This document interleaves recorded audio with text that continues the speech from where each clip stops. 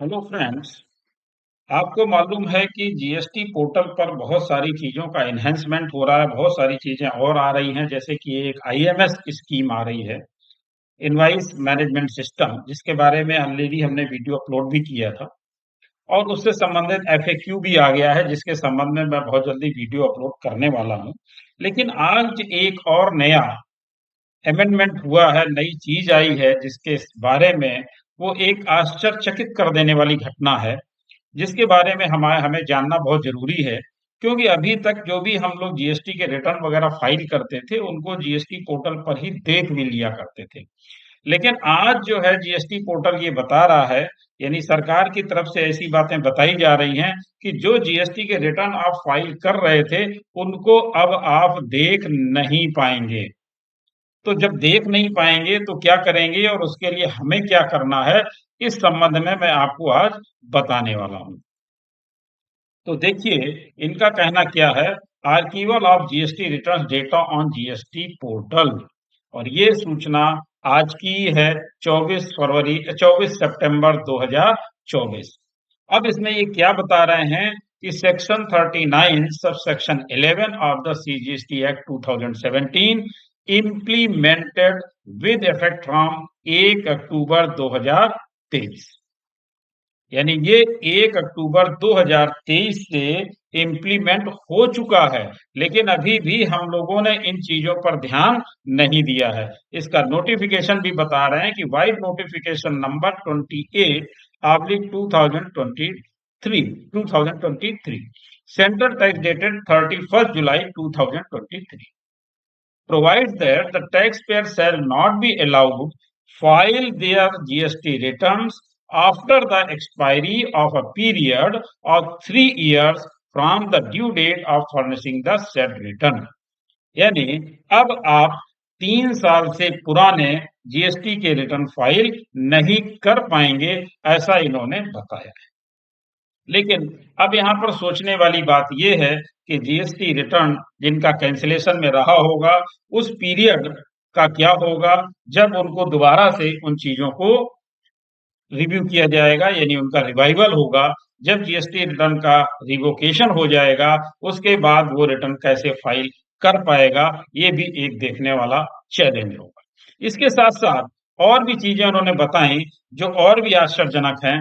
उसमें इन्होंने बताया कि further as per GST portal data policy, data for view of taxpayers to be retained for 7 years only, यानी अब जो डेटा रिटेन होगा वो ओनली फॉर 7 years के लिए होगा।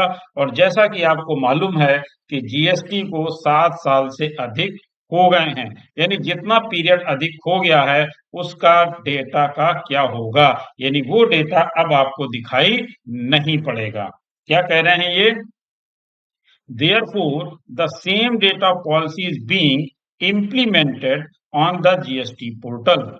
Thus, return data will not be available to view beyond 7 years of taxpayers। यानी tax payers को 7 साल के बाद वाला डेटा दिखाई नहीं देगा, केवल 7 साल के अंदर का ही डेटा दिखाई पड़ेगा। तो इसका मतलब ये हुआ कि आज आप सितंबर में हैं, यानी सितंबर 2024 में, और 7 साल पहले अगर हम जाएं तो हमारा जीएसटी एप्लीकेबल हुआ था 1 जुलाई 2017 को, यानी 1 जुलाई 2017 से यानी जुलाई का रिटर्न और अगस्त का रिटर्न अब हमें दिखाई नहीं पड़ रहा है। तो आप लोग ये ध्यान दीजिए कि क्या आप लोगों को अब जुलाई 2017 और अगस्त 2017 का रिटर्न दिख रहा है, और बहुत जल्दी आपका जो है सितंबर 2017 का भी जीएसटी रिटर्न का डेटा दिखाई नहीं देगा। तो आपको ये एडवाइस की जा रही है कि आप अपने रिटर्न का जो डेटा है उसको डाउनलोड करके सेव कर लीजिए, क्योंकि पोर्टल अब आपको ये सुविधा प्रदान करने वाला नहीं है। तो जैसा कि आप यहाँ पर देख पा रहे हैं कि ये चीजें आपको, इसके अलावा एक और चीज बताई इन्होंने, क्या? According on 1 August 2024 return file for July 2017 has been archived and on 1 September 2024। Data for August 2017 has been archived. Further, this data archival is going to be a monthly activity, hence on 1st October 2024. Data of September 2017 shall be taken down from the GST portal and so on so forth. यानी अब आप अपना data अगर download कर पाए थे तो ठीक है, नहीं तो आपका जुलाई और अगस्त का डेटा मेरे ख्याल से अब आपको नहीं दिखेगा और बहुत जल्दी आप अपना आगे का डेटा वो जो है डाउनलोड कर लीजिए, अदरवाइज वो भी आपको नहीं दिखने वाला है। Hence, hereby the taxpayer advised to download their relevant data from the GST portal for any future reference if required. तो जिनको डेटा देखना है, उनको रिक्वायर्ड है, वो अपना डेटा सेव करके रखें। तो यहाँ पर आपको 2 चीज़ें खास तौर से बताई गई हैं। पहली ये कि आप अपने जीएसटी रिटर्न टाइमली फाइल कर दीजिए, क्योंकि 3 साल के बाद यानी 3 साल से पहले के जो जीएसटी रिटर्न हैं, वो आपको फाइल करने नहीं दिए जाएँगे। यानी अगर ड्यूरेशन आपकी खत्म हो रही है, आपने 3 साल से रिटर्न फाइल नहीं किए हैं, तो अगर जो भी टाइम बचा है, जो भी रिटर्न बचे हैं, वो जल्दी से जल्दी फाइल कर लीजिए, अदरवाइज़ वो फाइल नहीं हो पाएँगे। इसके अलावा जो उन्होंने बताया, जैसे आपको केसेज़ में 2017-18 में आप लोगों ने वहीं से डेटा डाउनलोड कर लिया और उससे अपनी मैचिंग मिसमैचिंग देख करके 2A, 2B, जीएसटीआर 1 ये सारी चीज़ें आप लोगों ने 2017, 18, 18, 19, 19, 20 के केस में डाउनलोड करके उसकी फैसिलिटी का लाभ लिया था।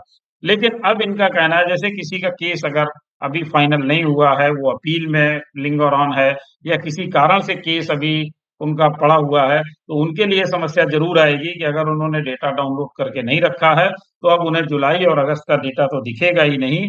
लेकिन अगर वो लिटिगेशन में हैं, तो वो अपना डेटा डाउनलोड करके अपने पास रख लें। तो ये एक इनकी तरफ से आया है और ये आपको ध्यान में रखना भी है दोनों चीज़ों को, क्योंकि आगे ये एक बड़ी मुसीबत बन सकते हैं। इसी के साथ आपसे एक छोटी-सी रिक्वेस्ट कि अगर आपने अभी तक हमारा चैनल सब्सक्राइब नहीं किया है, तो कृपया सब्सक्राइब करें और बेल आइकन अवश्य प्रेस करें, हमारे अपलोड होने वाले वीडियो आपको जल्दी से जल्दी मिल सकें। तो इन चीज़ों को आप अपने अमल में लाएँ, अपने पास नोट करके रखें कि 3 साल से पुराने रिटर्न ना होने पाएँ, अदरवाइज़ वो फाइल नहीं हो पाएँगे और अपने डेटा को जो भी 1 जुलाई 2017 से है, वो 2 महीने का अगर नहीं भी दिख रहा है, तो उससे आगे का डेटा आप डाउनलोड करके अपने पास सेव कर लें, जिससे फर्दर लिटिगेशन में या क्वेरी में आपके काम आ सके। अब इसमें बात ये है कि ये डेटा हमें तो नहीं दिखेगा, लेकिन क्या डिपार्टमेंट को दिखेगा या नहीं दिखेगा, इसकी जानकारी इसमें भी नहीं दी गई है। हो सकता है डिपार्टमेंट को ये डेटा दिखता रहे, केवल आप लोगों को ना दिखे या हो सकता है वो डेटा वहाँ से डंप ही कर दिया जाए, किसी को भी ना दिखे। तो ये एक ज़रूरी है कि डिपार्टमेंट को तो कम से कम दिखे, नहीं तो लिटिगेशन सॉल्व कैसे हो? Thank you.